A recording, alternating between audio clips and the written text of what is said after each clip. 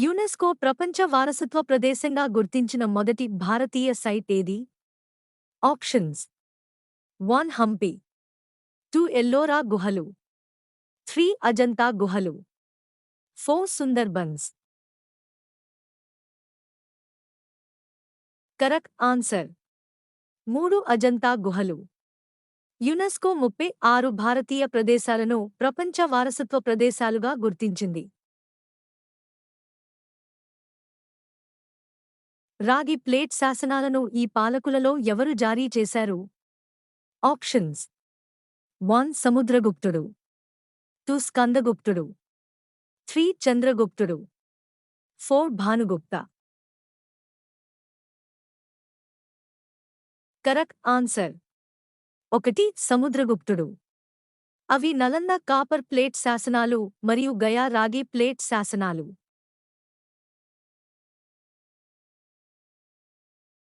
ఏ యుద్ధంలో అలెగ్జాండర్ మరియు porous తలబడ్డారు?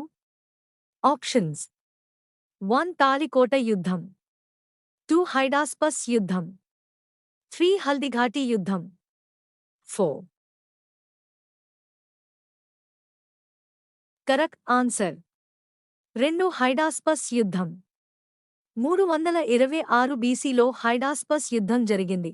Porous ఓడిపోయాడు, కానీ అలెగ్జాండర్ తన భూభాగాన్ని అతనికి వదిలేశాడు.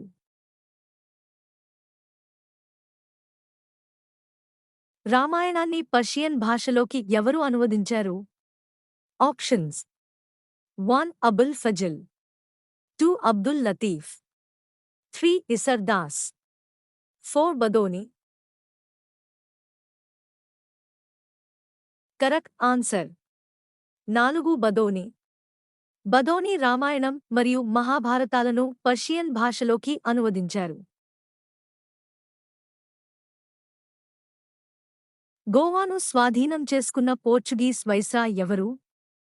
Options: 1 Pedro Mascarenhas, 2 Constantino, 3 Francisco de Almeida, 4 Albuquerque. Correct answer 4 Albuquerque. Portuguese Albuquerque 1510 సంవత్సరంలో గోవాను స్వాధీనం చేసుకుంది. ఆపరేషన్ విజయ్ అనే సైనిక ఆపరేషన్ ద్వారా 1961లో గోవా భారతదేశంలో విలీనం చేయబడింది. 1906లో కలకత్తాలో జరిగిన కాంగ్రెస్ సమావేశానికి ఎవరు అధ్యక్షత వహించారు? Options: 1 Bala Gangadhara Tilak, 2 Gopal Krishna Gokhale, 3 RC Majumdar, 4 Dadabhai Naoroji. Correct answer 4 Dadabhai Naoroji. Dadabhai Naoroji ఈ సెషన్లో చీలిక నుండి కాంగ్రెస్ను కాపాడారు. అయితే 1907లో రాష్బిహారీ ఘోష్ అధ్యక్షతన జరిగిన సూరత్ సెషన్లో చీలిక వచ్చింది. అమరవీరులైన భగత్ సింగ్, రాజ్గురు మరియు సుఖ్దేవ్లను ఉరితీసినప్పుడు భారత వైస్రాయ్ ఎవరు? Options: 1 lord Curzon, 2 lord Minto, 3 lord Irwin, 4 lord Chelmsford.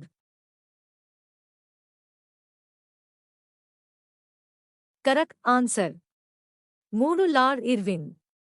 Bhagat Singh, Sukhdev Singh మరియు రాజ్గురులను మార్చి 1931 23న ఉరితీశారు. యుద్ధం ద్వారా బ్రిటిష్ వారు జయించిన చివరి రాజ్యం ఏది? Options: 1 Awadh, 2 Sindh, 3 Satara, 4 Punjab. Correct answer 4 Punjab. యుద్ధం ద్వారా బ్రిటిష్ వారు ఆక్రమించిన చివరి భారతదేశం పంజాబ్. డల్హౌసీ నేతృత్వంలోని బ్రిటిష్ దళాలు రెండవ ఆంగ్లో-సిక్కు యుద్ధంలో 1848 నుంచి 49 వరకు సిక్కులను ఓడించాయి. దులీప్ సింగ్ మరియు రాణి జిందన్ లండన్కు పెన్షనర్లుగా పంపబడ్డారు.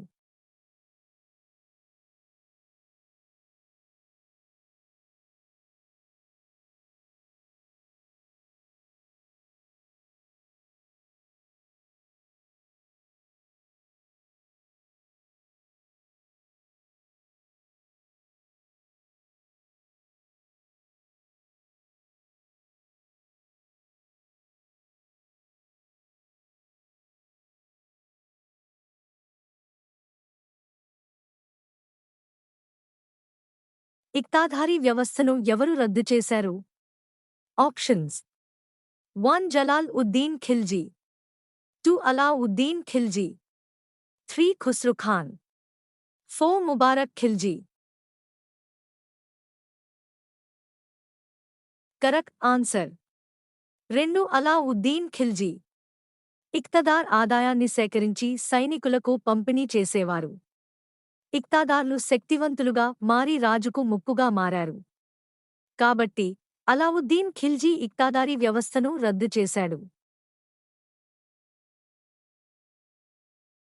4వ బౌద్ధ మండలి ఏ రాజు పాలనలో ఏర్పాటు చేయబడింది? ఆప్షన్స్: 1 అశోకుడు, 2 అజాతశత్రుడు, 3 మహాపద్మానంద, 4 కనిష్క. Correct answer 4 Kanishka. 4వ బౌద్ధ మండలి కనిష్కుని పాలనలో 72 ఏడీలో కుండాల్వనలో జరిగింది.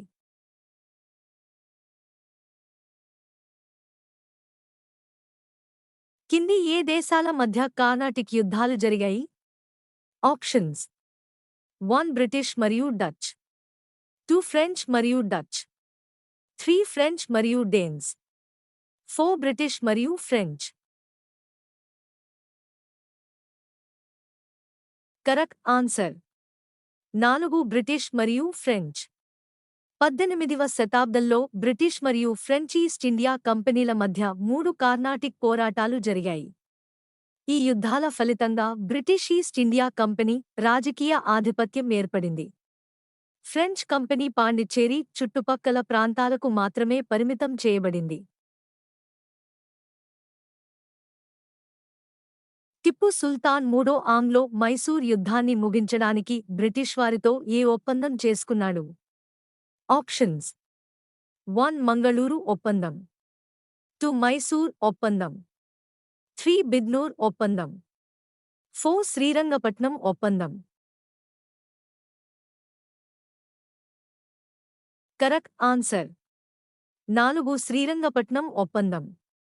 1792లో మూడవ ఆంగ్లో మైసూర్ యుద్ధం తర్వాత శ్రీరంగపట్నం ఒప్పందం ముగిసింది. శ్రీరంగపట్నం ఒప్పందం ప్రకారం 1 మైసూర్ రాజ్యంలో 50% బ్రిటిష్ వారు తీసుకున్నారు. 2 టిప్పు సుల్తాన్ 3 కోట్ల యుద్ధ నష్టపరిహారాన్ని చెల్లించాలి. 3 టిప్పు యొక్క 2 కుమారులను గ్యారంటీగా ఢిల్లీకి తీసుకువెళ్లారు. భారతదేశంలో మొట్టమొదటి మహిళా కళాశాల అయిన బెతున్ కళాశాలను ఎవరు స్థాపించారు? Options: 1 John Elliot Drinkwater, 2 Ramakrishna Paramahamsa, 3 Mahagovinda Ranade, 4 Dhondo Keshav Karve. Correct answer 1 John Elliot drink water.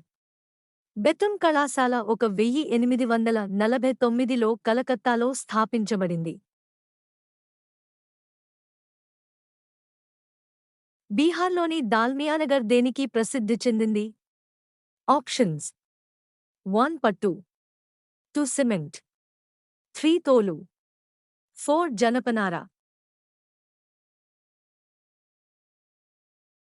Correct answer 2 cement. దాల్మియానగర్ భారతదేశంలోని పురాతన మరియు అతిపెద్ద పారిశ్రామిక పట్టణాలలో ఒకటి. ఇది బీహార్లోని సోన్ నది ఒడ్డున ఉంది. ఇది సిమెంట్కి ప్రసిద్ధి.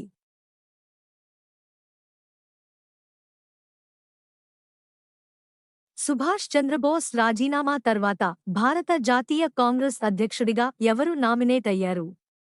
ఆప్షన్స్: 1 అబుల్ కలాం ఆజాద్, 2 రాజేంద్ర ప్రసాద్, 3 పట్టాభి సీతారామయ్య, 4 వల్లభాయ్ పటేల్.